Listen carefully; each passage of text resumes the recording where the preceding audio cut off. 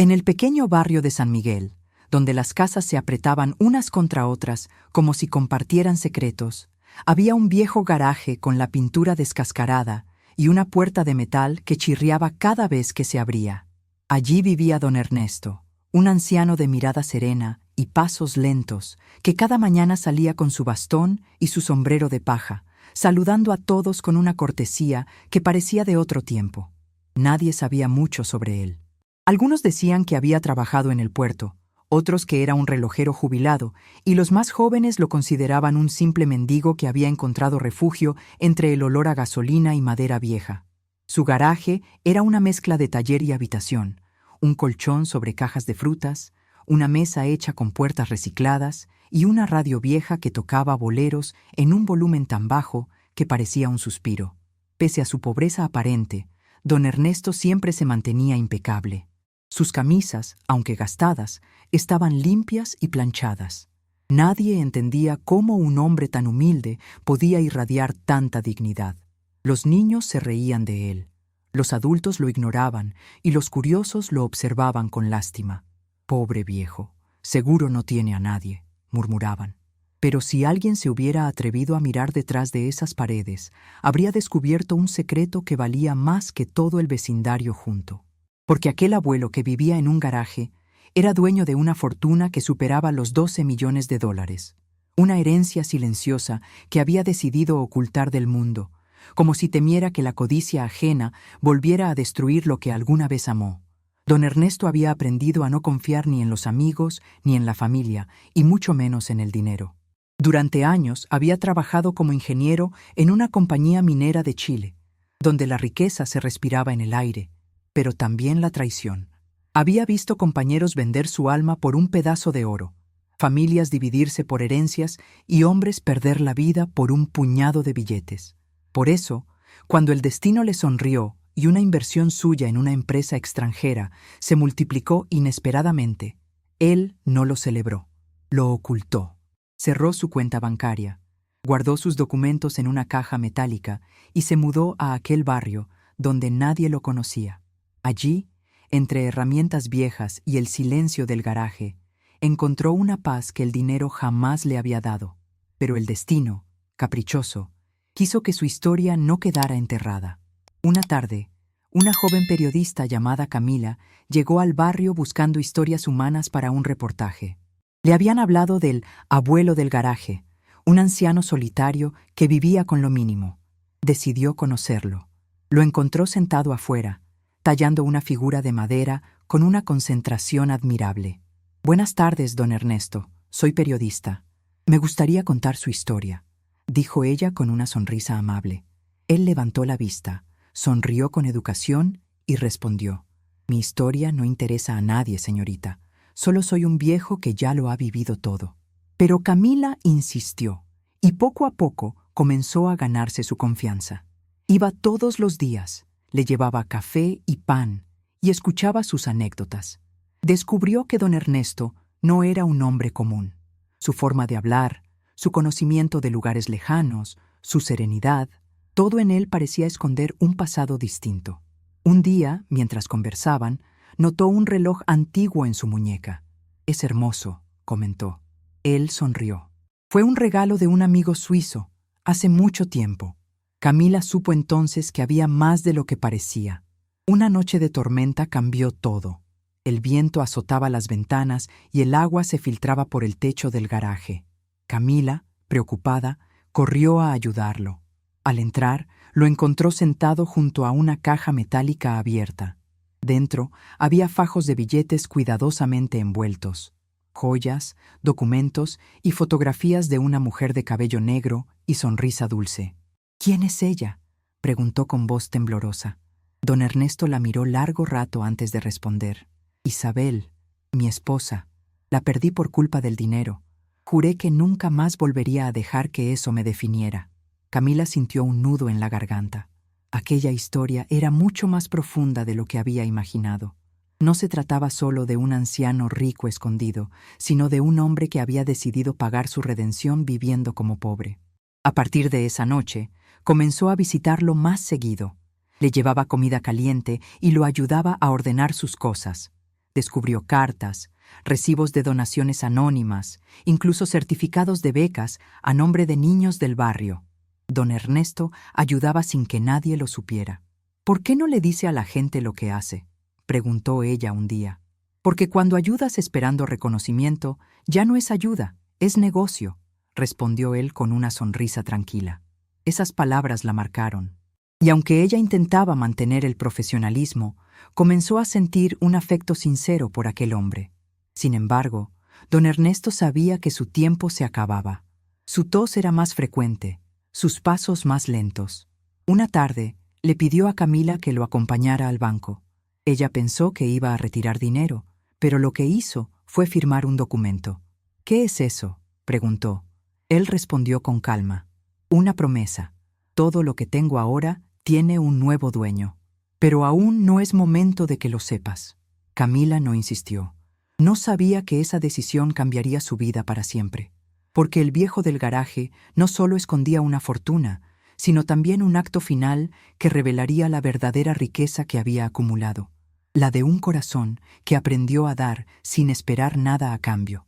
Los días pasaron y el barrio comenzó a notar la presencia constante de Camila en el garaje.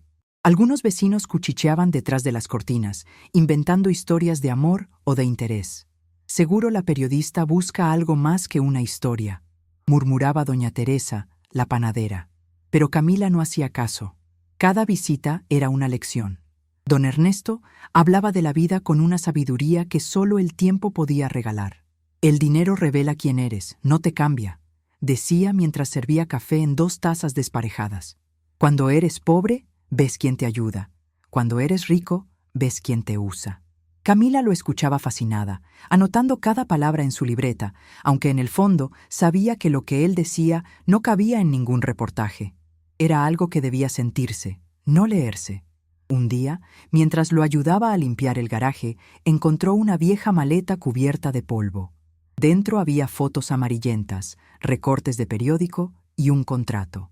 Ingeniero Ernesto Salazar, jefe de operaciones en la Compañía Minera Andina, 1984. Camila lo miró sorprendida. «Usted fue ingeniero en una minera reconocida. ¿Qué pasó? ¿Por qué dejó todo?». Don Ernesto guardó silencio por un momento. Luego exhaló un suspiro profundo. «La codicia, señorita. La codicia destruye más almas que la guerra. Allí conocí el oro, pero también el infierno».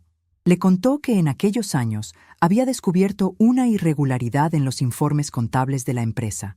Intentó denunciarla, pero el sistema estaba podrido. Lo amenazaron, perdió su empleo, y su esposa Isabel enfermó del corazón por la angustia. Fue entonces cuando juró que el dinero nunca volvería a gobernar su vida. «Preferí ser pobre con paz que rico con miedo», dijo con voz firme. Camila sintió un nudo en la garganta. El hombre que todos creían un mendigo era, en realidad, alguien que había sacrificado todo por su integridad. Pero lo que más la conmovía era su serenidad. Jamás hablaba con rencor. Siempre encontraba una razón para agradecer. «Cada día que despierto y puedo ver el sol, ya gané», repetía. Sin embargo, algo en sus palabras le hacía sospechar que escondía un último capítulo, algo que aún no quería revelar. Esa duda creció cuando, una tarde, don Ernesto la esperó con una carta en la mano. «Camila, quiero que me prometas algo», dijo con tono serio. «Cuando yo ya no esté, abrirás esta carta y harás exactamente lo que dice, no antes». Ella intentó protestar, pero su mirada la detuvo. «Confío en ti más de lo que confié en nadie. No me falles», aceptó, sin imaginar lo que vendría. A partir de entonces, el viejo parecía prepararse para despedirse. Regaló su radio a un niño, su bastón a un vecino, sus herramientas al mecánico de la esquina, pero nadie entendía el porqué. Todos creían que estaba perdiendo la cabeza. «Ese anciano ya no sabe lo que hace», decían. Solo Camila sabía que detrás de cada gesto había un propósito. Una noche fría, lo encontró sentado afuera mirando el cielo. «¿En qué piensa?», preguntó. «En Isabel», respondió sin apartar la vista de las estrellas. «Le prometí que cuando me reuniera con ella, dejaría algo bueno en este mundo». Esa frase quedó suspendida en el aire como una profecía. 2 semanas después, El garaje amaneció cerrado. Nadie respondió a los golpes ni a los llamados. Camila sintió un presentimiento oscuro y corrió al lugar. Cuando logró entrar, lo encontró recostado en su cama improvisada, con una sonrisa tranquila y la carta entre las manos. No había dolor en su rostro, solo paz. El barrio entero acudió al funeral. Por primera vez, los vecinos que lo habían ignorado lloraron su partida. Doña Teresa llevó flores, los niños encendieron velas, y Camila permaneció en silencio, sosteniendo la carta que él le había confiado. Días después, en su casa, decidió abrirla. Sus manos temblaban mientras rompía el sobre. Dentro había una carta escrita con una caligrafía firme. Querida Camila, si estás leyendo esto, significa que ya terminé mi viaje. No llores por mí, porque viví como quise. En el Banco Central hay una cuenta a mi nombre, pero ahora es tuya. No te asustes. No es un regalo, es una responsabilidad. Usa ese dinero para cambiar la vida de otros, como tú cambiaste la mía. Recuerda, la verdadera riqueza no está en lo que tienes, sino en lo que das. Gracias por escucharme cuando nadie lo hizo. Con cariño, Ernesto Salazar. Camila dejó caer la carta y se cubrió el rostro. No podía creerlo. El hombre que dormía sobre un colchón viejo era dueño de una fortuna de $12 millones. Y ahora todo estaba en sus manos. Pero lo que más la conmovía no era la herencia, sino el mensaje, porque entendió que la historia de don Ernesto no terminaba con su muerte. Apenas estaba comenzando. Camila no durmió aquella noche. La carta seguía sobre la mesa, iluminada por la tenue luz de una lámpara. $12 millones. Una cifra que parecía un sueño, una carga y una bendición al mismo tiempo. La periodista, acostumbrada a contar las historias de otros, se encontraba ahora atrapada en una que no sabía cómo terminar. Usa ese dinero para cambiar la vida de otros. Las palabras resonaban en su cabeza una y otra vez, como un eco imposible de callar. Podría haber desaparecido, empezar una nueva vida, pero algo en su interior no se lo permitía. Don Ernesto había confiado en ella por una razón, y traicionar esa confianza sería como traicionarse a sí misma. Al amanecer, fue al banco. Llevaba el sobre con los documentos que él había dejado junto a la carta. La empleada la miró sorprendida cuando mencionó el nombre de Ernesto Salazar. Tras unos minutos de espera, la condujeron a una oficina privada. Un gerente, con expresión seria, le mostró un expediente y una llave dorada. El señor Salazar dejó instrucciones precisas. Dijo que vendría una joven llamada Camila a reclamar esto. Al abrir la caja de seguridad, el aire se llenó de un silencio pesado. Dentro había más documentos, certificados, joyas antiguas, fotografías y un sobre con su nombre. Camila Ortega, decía en letras firmes. Dentro, una nota breve. Cada persona tiene un propósito. Este es el tuyo. Había también una lista. Nombres, direcciones, edades, niños huérfanos, ancianos abandonados, familias desalojadas.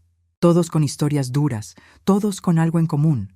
Habían recibido ayuda anónima años atrás. Camila entendió entonces lo que don Ernesto había hecho en secreto durante décadas. Él no había vivido pobre por castigo, sino por elección. Cada centavo que poseía lo usó para mejorar la vida de los demás. Su riqueza no estaba en lo que guardaba, sino en lo que daba. Lloró, no por tristeza, sino por admiración. Decidió cumplir su promesa, pero no fue fácil. En cuanto la noticia de la herencia comenzó a circular, aparecieron parientes que jamás lo habían visitado. «Era mi tío, tenemos derecho», decía uno. «Seguro esa periodista lo manipuló», murmuraban otros. Las redes sociales se llenaron de rumores y los medios comenzaron a buscarla. Camila se vio atrapada en una tormenta mediática. Sin embargo, se mantuvo firme. Sabía que el viejo había previsto todo. En uno de los documentos había una cláusula legal inquebrantable. El dinero no podía usarse para beneficio personal, solo para proyectos de ayuda. Si se intentaba lo contrario, las cuentas serían bloqueadas y transferidas a fundaciones humanitarias. Don Ernesto había pensado en todo. Así comenzó lo que la prensa llamaría el legado del garaje. Camila fundó una organización que ayudaba a personas en situación de calle, y cada acción llevaba el nombre de quien lo inspiró. Fundación Ernesto. Los primeros meses fueron duros. Los bancos exigían comprobaciones, los burócratas pedían firmas interminables y los periodistas la acosaban buscando titulares. Pero ella resistió. Recordaba su voz. El dinero revela quién eres. Y ella quería demostrar que había aprendido la lección. Con el tiempo, el proyecto comenzó a crecer. Niños que dormían bajo puentes ahora tenían techo. Ancianos olvidados recibían atención médica. Jóvenes sin esperanza volvían a estudiar. Camila veía en cada rostro una chispa de gratitud y en cada sonrisa el reflejo del hombre que cambió su vida. Una tarde, al revisar los registros antiguos de don Ernesto, encontró una carta sin abrir dirigida a El Futuro. Estaba fechada 20 años atrás. La abrió con cuidado y leyó. Si alguien lee esto, significa que mi propósito sobrevivió. No busques mi nombre en las calles. Búscalo en los actos de bondad que aún existan. Esa frase la estremeció. Era como si él aún hablara desde el otro lado. Decidió publicar su historia, no como un reportaje, sino como un libro. Lo tituló El hombre del garaje, y se convirtió en un fenómeno. Millones de personas conocieron la historia del anciano que escondió una fortuna para enseñar al mundo el valor de la humildad. Las ventas del libro se destinaron completamente a la fundación, tal como él habría querido. Pero a pesar del éxito, Camila sentía que faltaba algo. Cada vez que pasaba frente al viejo garaje, ahora vacío, experimentaba una mezcla de nostalgia y gratitud. Un día decidió entrar. Todo estaba cubierto de polvo, excepto una pequeña figura de madera sobre la mesa. Una mujer sonriendo, con el cabello tallado con detalle. En la base, una inscripción. Para Isabel, mi eternidad. Camila sonrió entre lágrimas. Entendió que el amor que lo había impulsado a alejarse del mundo aún vivía en esas paredes. Desde ese momento, prometió que nunca dejaría morir su legado. Lo que ella no sabía era que, a miles de kilómetros, un hombre desconocido observaba las noticias sobre la fundación con ojos vidriosos. En sus manos sostenía una vieja carta firmada también por Ernesto Salazar. Y con ella, un secreto que pronto saldría a la luz, revelando que la historia del abuelo del garaje apenas comenzaba a mostrar su verdadero final. Aquel hombre se llamaba Julián Andrade y vivía en Valparaíso, Chile. Era un exminero retirado que apenas podía caminar, con las manos deformadas por los años de trabajo y el rostro curtido por el sol. En su pequeña casa frente al mar guardaba un sobre amarillento que había recibido hacía más de 20 años, con una única instrucción: guárdalo hasta que escuches mi nombre en las noticias. Durante décadas lo mantuvo escondido entre sus herramientas viejas, sin saber si alguna vez lo abriría. Pero aquella mañana, mientras veía el noticiero, escuchó las palabras Fundación Ernesto Salazar y sintió un escalofrío recorrerle la espalda. «Así que cumpliste tu promesa, viejo loco», murmuró mientras sostenía el sobre. Con manos temblorosas, lo abrió. Dentro había una carta escrita con la misma caligrafía firme de su antiguo jefe y amigo. «Julián, si estás leyendo esto, significa que ya no estoy en este mundo. Sé que pensarás que he perdido la cabeza, pero necesito que me ayudes una vez más. En la mina escondí algo que no pertenece a mí, sino a quienes sufrieron por nuestra codicia. Si la vida me da tiempo, lo recuperaré yo mismo. Si no, te encomiendo esa tarea. Confío en ti como en un hermano». Adjunta había una hoja con coordenadas, una descripción y una llave oxidada. Julián dejó caer la carta, con lágrimas en los ojos. Recordaba perfectamente aquel día en la mina, cuando una explosión inesperada lo dejó atrapado junto a Ernesto durante horas.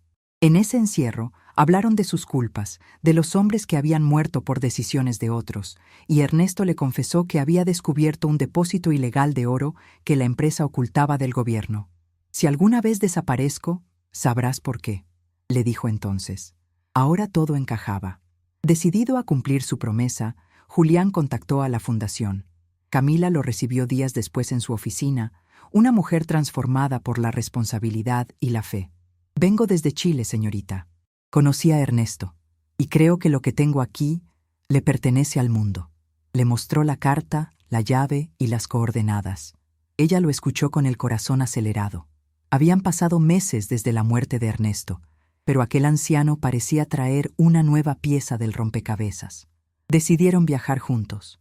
El trayecto hasta la antigua mina fue una odisea. Caminos de tierra, montañas interminables y un aire frío que cortaba la piel. Julián, aunque débil, insistía en seguir adelante. «Le prometí que lo haría», decía con determinación. Cuando llegaron al lugar, solo quedaban ruinas, un agujero cubierto de maleza y estructuras oxidadas. Con la ayuda de un pequeño equipo, comenzaron a excavar donde las coordenadas indicaban. Pasaron horas hasta que una pala golpeó algo metálico. Una caja. La sacaron con cuidado. Estaba sellada y cubierta de polvo. Camila la abrió lentamente. Dentro había lingotes de oro envueltos en tela, documentos antiguos y una carta más, fechada en 1985. Si alguien encuentra esto, significa que el tiempo cumplió su ciclo. Este oro no me pertenece. Pertenece a las familias de los mineros que perdieron la vida por la avaricia de unos pocos. Devuélvanlo a ellos. Que este acto limpie lo que el dinero ensució. El silencio fue absoluto. Julián cayó de rodillas, llorando. «Lo sabía, repetía entre sollozos. Camila lo abrazó sin decir palabra. Era la prueba definitiva de que don Ernesto no solo había sido un hombre generoso, sino un redentor. Con esa evidencia, la fundación inició un proceso legal para devolver el oro a las familias mencionadas en los registros de la carta. La noticia se extendió como un incendio. Los medios internacionales comenzaron a hablar del tesoro del garaje, y la historia del hombre que vivió como pobre siendo millonario se volvió símbolo mundial de humildad y justicia. Miles de personas enviaban cartas a la fundación, contando cómo la historia de Ernesto los había inspirado a ayudar a otros, a perdonar, a desprenderse del egoísmo. Camila, agotada pero feliz, entendía ahora que el propósito de su vida había cambiado para siempre. Una noche, mientras revisaba los nuevos proyectos, encontró un sobre sin remitente en su escritorio. Dentro había una fotografía, ella junto a Ernesto, tomada sin que lo notara, y una nota breve. «Gracias por continuar lo que yo solo empecé. Por un instante sintió su presencia, como si él aún caminara entre los pasillos de la fundación. Miró al cielo y susurró. «Cumplí tu promesa, don Ernesto. Pero algo me dice que aún no termina, porque, en lo más profundo de su corazón, sabía que la historia del abuelo del garaje todavía guardaba una última verdad que estaba a punto de ser revelada». Pasaron algunas semanas después del hallazgo del oro, y aunque la noticia había dado la vuelta al mundo, Camila no lograba sentirse en paz.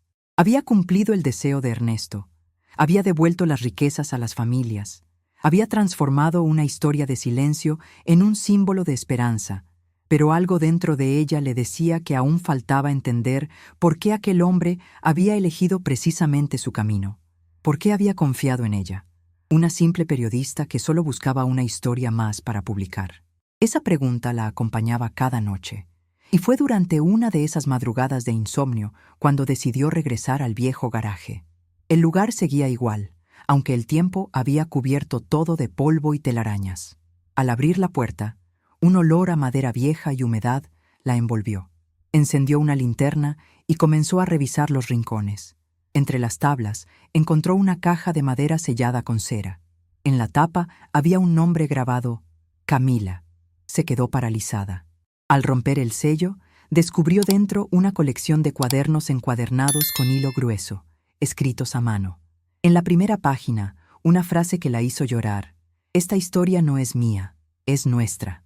Comenzó a leer. Las primeras páginas relataban los primeros años de Ernesto en la mina, su ascenso rápido, su matrimonio con Isabel, su fe en el futuro. Luego, el tono cambiaba. Escribía sobre la traición de sus socios, la muerte de su esposa, el vacío que lo llevó a abandonar todo. Pero entre esas líneas había algo más. Una serie de entradas fechadas en los últimos años, donde hablaba de Camila. «Hoy conocí a una joven con ojos de fuego y voz de verdad. Me recordó lo que alguna vez fui. Tal vez el destino me la envió para cerrar el círculo». A medida que avanzaba, ella descubría que Ernesto había planeado todo, desde el encuentro fortuito frente a su garaje hasta la carta final. La había observado desde antes, había leído sus artículos, sabía que era una periodista honesta, una de las pocas que aún creían en la verdad. En las últimas páginas, escribió algo que la dejó sin aliento. Camila, tú eres mi continuación. Lo que hice fue apenas una semilla. No dejes que el dinero se vuelva el protagonista. Deja que sean las personas. Si el mundo supiera que la verdadera fortuna está en dar, no existirían los pobres. Cerró el cuaderno con las manos temblorosas. Por primera vez entendió que Ernesto no la había elegido al azar. Había visto en ella lo que una vez vio en Isabel: compasión, coraje y fe. Desde ese momento, decidió convertir la fundación en algo más grande, no solo una ayuda material, sino una red de educación y valores. Cambió su lema a una frase tomada del cuaderno: no des dinero, da propósito. Los meses siguientes fueron una transformación total. Escuelas, talleres, centros de salud, hogares de ancianos. La Fundación Ernesto se extendió por varios países, y aunque muchos intentaron comprar su historia, Camila nunca vendió los derechos. No se vende la verdad, decía en cada entrevista. Pero el destino, como siempre, tenía preparada una última sorpresa. En medio de una conferencia internacional, un hombre se acercó al escenario con un sobre en la mano. «Esto pertenece a la señora Ortega», dijo con voz temblorosa. Era Julián, el minero chileno, que había viajado nuevamente para verla. Dentro del sobre había un documento legal y una carta más, con la misma caligrafía inconfundible. «Si estás leyendo esto, Camila, significa que cumpliste. Gracias. Pero aún queda una última historia que contar. Isabel no murió como creíste. La busqué por años, y aunque nunca la encontré, alguien debe hacerlo. Ella sabía algo que yo nunca pude confesar. Si la vida te lleva hasta ella, dile que la amé hasta el último suspiro». Camila se quedó sin palabras. La carta estaba fechada solo un año antes de su muerte, lo que significaba que Ernesto había vivido sus últimos días con la esperanza de hallar a su esposa perdida. Movida por esa revelación, decidió iniciar una búsqueda, no solo por amor ajeno, sino por justicia emocional. Sabía que la historia no estaba completa y que encontrar a Isabel sería la pieza final del legado de don Ernesto. Sin imaginarlo, aquella búsqueda la llevaría a descubrir un secreto tan profundo que pondría en duda todo lo que creía saber sobre el viejo del garaje, su fortuna y su propio destino. La búsqueda de Isabel comenzó como un simple intento de honrar la última voluntad de Ernesto, pero pronto se convirtió en una travesía espiritual. Camila viajó a las ciudades mencionadas en los cuadernos del anciano: Valparaíso, Lima, Quito, hasta llegar a un pequeño pueblo costero en el norte del Perú, donde, según los registros, una mujer con su mismo apellido había vivido hacía décadas. Allí encontró a una monja anciana que, al oír el nombre Isabel Salazar, se quedó en silencio, como si ese nombre abriera una puerta del pasado que había intentado mantener cerrada. «Sí, la conocí», dijo finalmente. «Llegó aquí hace muchos años, enferma y con el corazón roto. Nunca hablaba de su esposo, solo decía que él había elegido el oro en lugar del amor». Camila sintió un nudo en la garganta.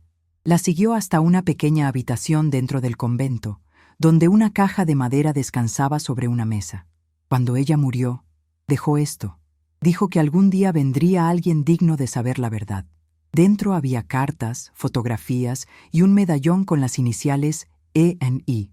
Las cartas contaban la otra mitad de la historia. Isabel nunca murió de enfermedad. Se había marchado al descubrir que su esposo había descubierto el oro maldito de la mina. Intentó convencerlo de entregarlo, pero cuando comprendió que él planeaba esconderlo, creyó que la codicia lo había consumido y decidió desaparecer para no verlo destruido. En sus últimos escritos, sin embargo, decía: «Ernesto no era el hombre que el mundo juzgó. Sé que algún día entenderá lo que quise decirle. Mi amor no murió, solo esperó en silencio». Las lágrimas de Camila cayeron sobre el papel. El amor que los había separado era el mismo que los unía en la eternidad. Tomó el medallón y regresó a su país.